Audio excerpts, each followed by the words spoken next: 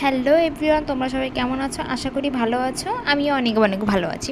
তো তোমরা তো ভাবছো যে বিদেশের বাড়িতে আমি কুমড়োর ফুল কোথায় পেলাম। তো চলো আজকে এই গল্পটাই তোমাদের কাছে শেয়ার করি। আমি আমার যে বাড়িতে ভাড়া থাকি, মানে আমার ঘর মালিক, তো ওনার গাছ থেকে আমি কিছু কুমড়োর ফুল ছিঁড়ে নিয়ে এসেছি। যেহেতু এরা খুব একটা খেতে জানে না, তো আমিই ছিঁড়ে নিয়ে এলাম।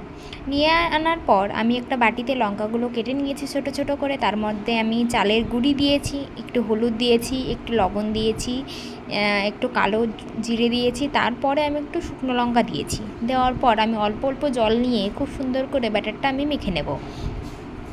নেওয়ার পর আমি কড়াইতে, যেহেতু আমি অন্য কিছু রান্না করেছি, তো কড়াইতে একটু তেল বেঁচে গেছিলো। তো ওই যেটুক তেল বেঁচে গেছে ওর মধ্যে আমি এক একটা করে ফুলগুলো ছেড়ে দেবো মাখিয়ে।